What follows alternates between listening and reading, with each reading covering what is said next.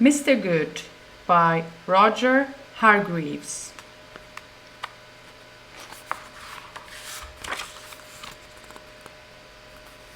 Mr. Good is very good. He always makes his bed, he always cleans his teeth, and he always wipes his feet. He never slams doors. He never forgets birthdays, and he never ever tells lies. Mr. Good is very, very good. However, Mr. Good lives in a place called Badland, a place where nobody is like Mr. Good, a place where people do slam doors, and they slam them in your face. In Badland, the puddles are much deeper than they look. In Badland, a dog's bite is worse than its bark. In Badland, even the trees are bad. One day, it was wet and windy. Well, of course it was. The weather is always bad in Badland. Mr. Good was walking along minding his own business when the hat of the man in front blew off. Mr. Good leaped in the air and caught it for him. The man turned around and glared at Mr. Good. "What do you think you're doing?" he thundered. "Give my hat back." Poor Mr. Good.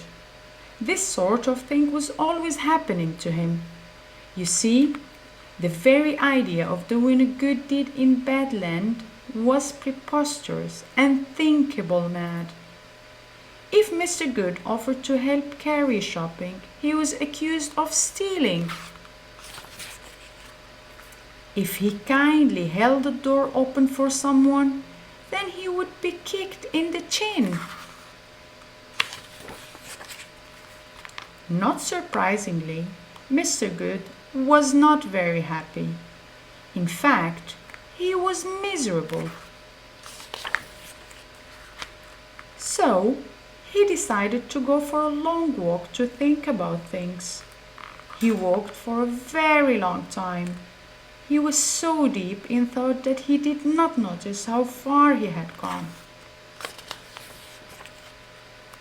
And he was so deep in thought that he accidentally walked slap bang into somebody. Oh, I'm so sorry," stammered Mr. Good nervously. "That's quite all right," said the man and carried on his way. "Quite all right," repeated Mr. Good to himself.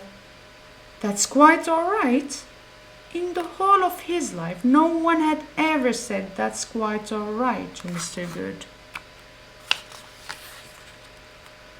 Then Mr. Good noticed that the sun was shining, which was strange because the sun never shone in Badland.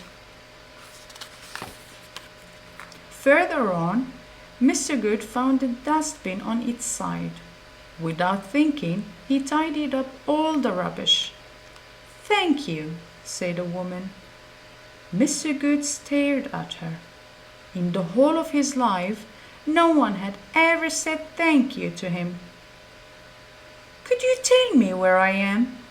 he asked. "You're in Goodland," replied the woman.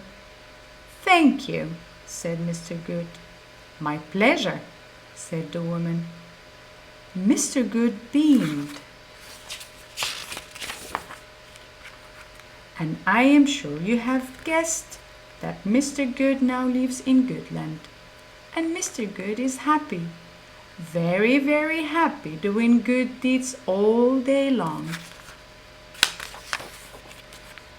The only thing Mr. Good still does not trust are puddles. Once you have stepped in a Badland puddle, you never forget. The end.